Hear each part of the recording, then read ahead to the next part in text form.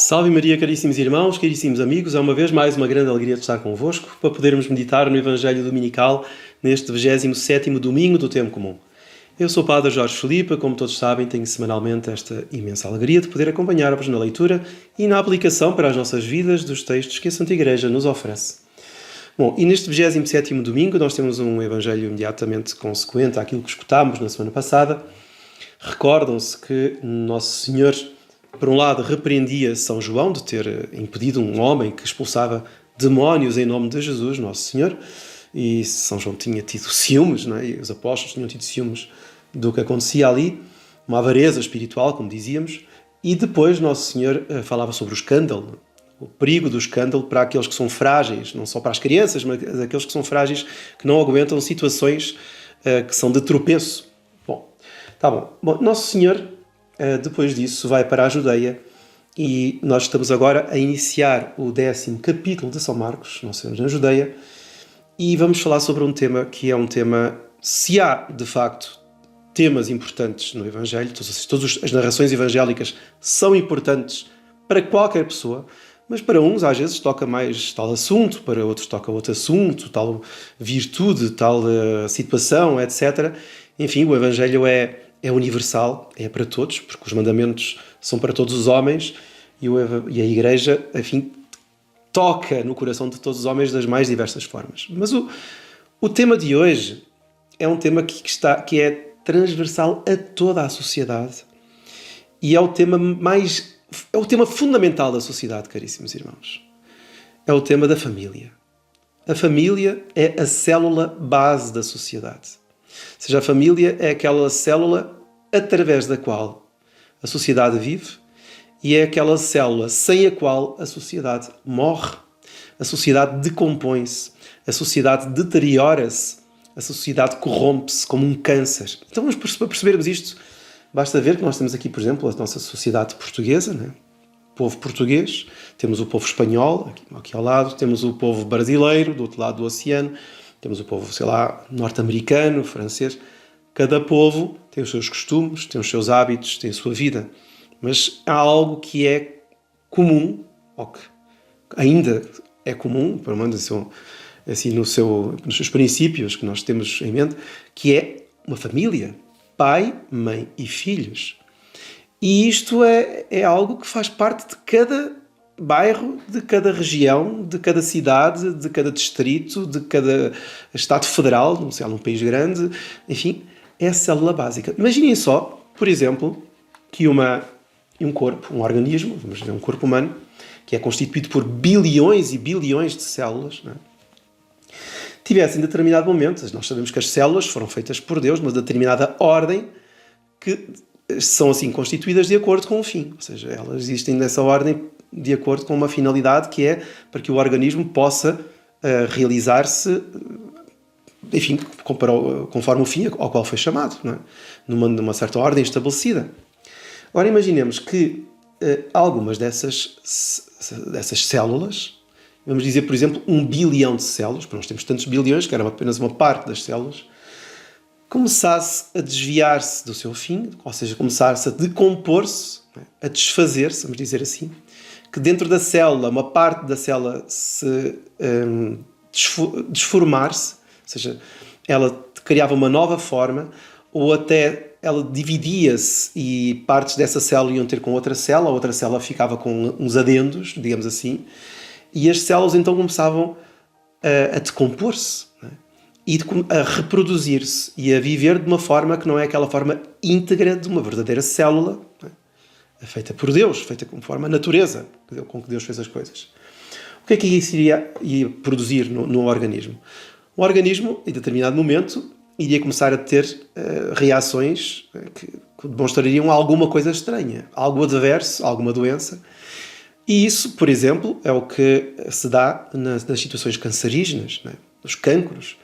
Os cancros, digamos, manifestam-se e desenvolvem-se devido a células cancerígenas, lá está, que se desenvolvem de uma forma que é diferente da própria natureza da célula. Ou seja, ganham uma espécie de deformações celulares, vamos dizer assim, e elas não conseguem mais trabalhar, né, dentro do organismo da forma mais correta, não deixam de realizar aquilo para o qual foram feitas, e resultado, aquilo torna-se um bolsão de matéria orgânica, vamos dizer assim, mas que, em vez de fazer bem ao todo do organismo, acaba por ser um cancro, acaba por ser uma doença dentro do organismo e que acabará por afetar todo o organismo. Se não for retirado, o organismo morre, né? A pessoa morre.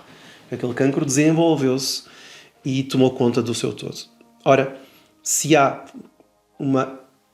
algo na face da Terra capaz de destruir o corpo social, ou seja, uma sociedade inteira, é a destruição da família. Ou seja, destruindo a família, nós destruímos toda a sociedade. Destruindo a família, nós destruímos não só a sociedade no seu todo, mas destruímos os indivíduos. Porque começa a haver um desequilíbrio nos próprios indivíduos. Isto, que é algo que pode ser inclusivamente constatado com relatos psicológicos, psiquiátricos, sociológicos.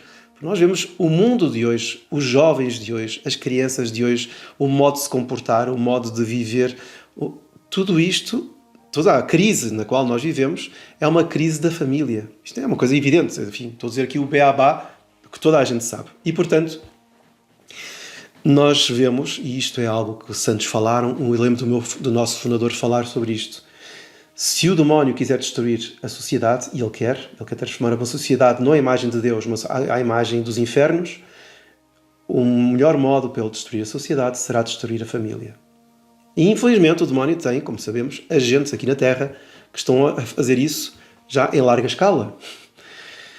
Há agentes individuais, não é? Há pessoas que querem de facto destruir a família, enfim, e depois há os modos instrumentais para destruir a família. Televisão, internet, meios de comunicação, os mais variados, meios de distração, revistas, entretenimentos, que vão gradualmente, de uma forma par e passo, destruindo a família. Então nós hoje vamos meditar um pouco, já adiantei bastante o assunto, meditar sobre aquilo que não pode ser separado por nada deste mundo, não é? Porque Deus uniu. É o que é o Evangelho de hoje. Digamos, a frase principal do Evangelho de hoje é aquela frase que já está até no Antigo Testamento, no Gênesis. Não separa o homem o que Deus uniu.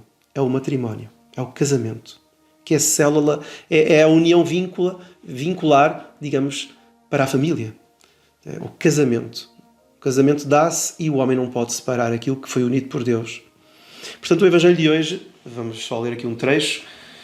Jesus, nosso Senhor, como disse, está na Judeia, e o Evangelho diz assim: aproximaram-se de Jesus uns fariseus para o porem à prova e perguntaram-lhe: pode um homem repudiar a sua mulher? E Jesus disse-lhes: o que é que vos ordenou Moisés? É interessante, nosso Senhor tem sempre assim uma pergunta muito psicológica. Na antiguidade havia um filósofo, né, Sócrates, que dizia-se que ele tinha a capacidade de fazer com que os outros dessem à luz as ideias que eles próprios perguntavam, ou seja, eles próprios tiravam as conclusões daquilo que tinham perguntado. Era a maiêutica, né? Davam à luz, eles perguntavam: Sócrates, porquê tal coisa? Porquê que dizes isso? Pensa lá, E a própria pessoa acabava por tirar as conclusões, porque ele ajudava as pessoas a dar à luz as ideias conclusivas, digamos assim. Nosso Senhor, que é muito superior, infinitamente superior a qualquer filósofo, Nosso Senhor utiliza-se muito desta técnica, ou seja, eles perguntam se um homem pode repudiar a mulher, e Nosso Senhor vai dizer: e o que é que vos ordenou Moisés? Que é o pilar da lei. O que é que ele vos ordenou? O que é que sabeis acerca disso? Pensai um pouco. Então eles vão responder: Moisés ordenou-nos, ou permitiu-nos, no caso até, que se passasse um certificado de divórcio para se repudiar a mulher. E agora? O que é que diz Jesus? O que é que diz? Que nós temos uma autorização de Moisés para repudiar a mulher. E Nosso Senhor então vai dizer, preto no branco: tá bom. Foi por causa da dureza do vosso coração que Ele vos deixou tal lei. Mas no princípio da criação, Deus, e Nosso Senhor aqui está a citar o Gênesis, Deus fê-los homem e mulher. E por isso o homem deixará pai e mãe para se unir à sua esposa, e os dois serão uma só carne. Deste modo já não são dois, mas uma só carne. Portanto, e aqui a frase que faz com que os infernos se revoltem e os os mentores aqui na Terra, que são os cabecilhas dos infernos aqui na Terra, também se revoltem. Portanto, diz Nosso Senhor, não separe o homem o que Deus uniu. E depois Nosso Senhor diz o Evangelho mais à frente, quando chegou a casa, os discípulos perguntaram-lhe concretamente assim, o que é que isso vai dar, e Nosso Senhor muito peremptório: quem repudiar a sua mulher e casar com outra, comete adultério contra a primeira. E se a mulher repudiar o marido e casar com outro, comete adultério. Tão simples quanto isso. Não é? Não há nada mais a saber. Então, nós vemos quanto o matrimónio já é monogâmico. Houve realmente povos que praticavam a poligamia, mas é uma aberração da natureza, sem dúvida. Povos primitivos, povos assim mais... E por outro lado é indissolúvel. A não ser que haja caso de união ilegítima, pode existir. Existem até os tribunais eclesiásticos que estudam realmente a nulidade ou não matrimonial. Não é que a pessoa vai descasar, não é isso, não. É que tenta-se provar, tenta-se ver através de dados que foram prévios ao casamento, que aquele casamento realmente poderá nunca ter existido. Eles casaram, sem dúvida, fizeram um compromisso, mas havia dados prévios que impediram que esse matrimónio se realizasse. E, portanto, houve uma nulidade, digamos assim, a priori, daquele casamento. Mas tirando isso, quando a pessoa está casada, não há nada que se separe. E, portanto, nós vemos como que o mundo de hoje, caríssimos irmãos, o mundo de hoje que promove tanto a libertinagem, no fundo promove o divórcio, promove a liberdade de se poder separar. Vejam o que é que diz aqui o Catecismo da Igreja Católica sobre o vínculo matrimonial. Para quem é católico e está a ouvir aqui, não é, que se casou ou até que se divorciou, infelizmente, o que é que diz o Catecismo da Igreja Católica no parágrafo 1640? O vínculo matrimonial é estabelecido pelo próprio Deus, de maneira que o matrimónio ratificado e consumado entre batizados não pode jamais ser dissolvido. É uma realidade, diz mais à frente, irrevogável, e dá origem a uma aliança garantida pela fidelidade de Deus. Aliás, na carta aos Hebreus, mais à frente, diz assim, que é a segunda leitura de hoje: aquele que santifica e os que são santificados procedem todos de um só. Ou seja, os dois que se casam, ou melhor, não é que eles são casados, eles casam-se, e a graça da aliança entre os dois procedem todos de um só, procedem de Deus.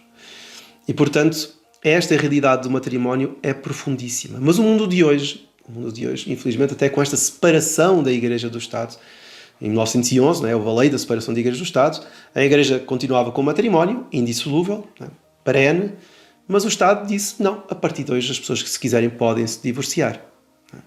O que aconteceu, dizem, mas foi uma maravilha porque a Igreja ficou mais livre. Em alguns aspectos é verdade, em muitos outros aspectos foi pior. Porque, no fundo, o Estado vai avançando com novos ideais, com ideologias cada vez mais laicas, cada vez mais indiferentistas em relação à religião verdadeira, não é? E vai-se destacando daquilo que são os princípios, não só da fé, mas os princípios da boa sociedade, da sã sociedade, por exemplo, no matrimónio. Quer dizer, hoje em dia o divórcio está completamente facilitado. Já foi facilitado em 1911, depois ao longo dos anos foi sendo facilitado e as pessoas acham então que se podem divorciar, que são casadas pela Igreja, mas que se podem divorciar. Não podem.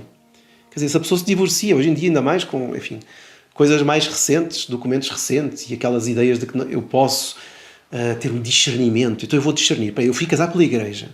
Fui casar pela Igreja, ou sou casar pela Igreja, fui casar pela Igreja, nem vou pensar que sou, porque eu já fui casar pela Igreja, mas agora estou juntado aqui com tal outra pessoa, casei pelo civil, inclusive com esta pessoa, mas existe aquele problema de consciência, aquele problema que é uma espécie de vulto que paira sobre mim, que diz que eu sou casado com outra pessoa ainda, e que no fundo estou a cometer adultério.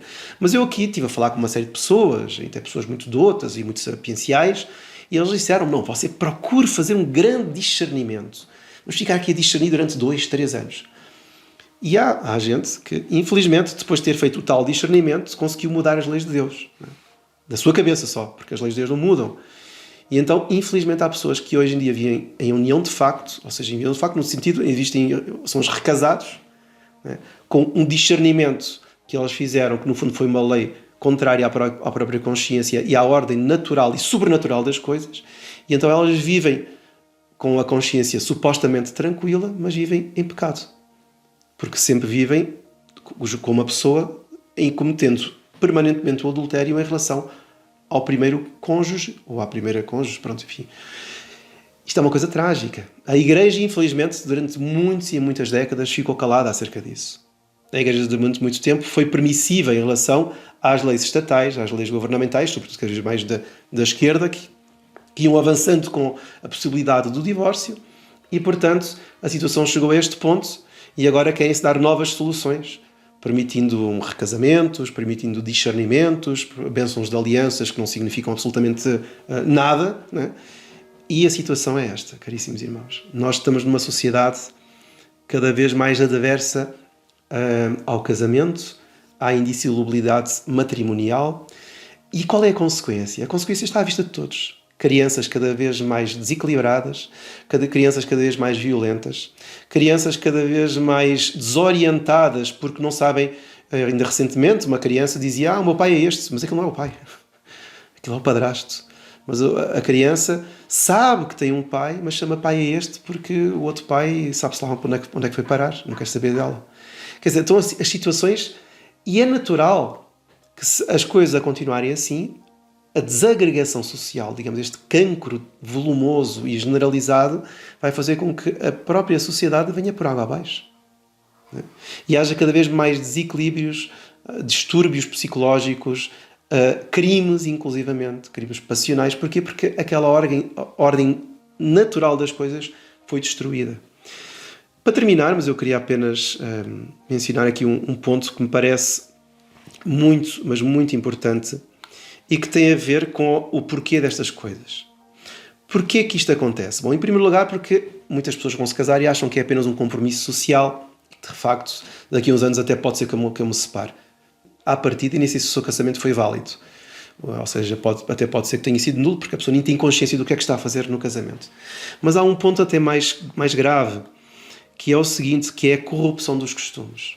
Como eu dizia, hoje em dia, o mainstream digital, social, quer dizer, o modus vivendi das pessoas é de tal maneira alienado de uma sã doutrina, de atos de fidelidade, de prática da virtude, que a pessoa interiormente, por mais que a pessoa até tenha às vezes boa vontade, mas interiormente ela vive corrompida em maus costumes.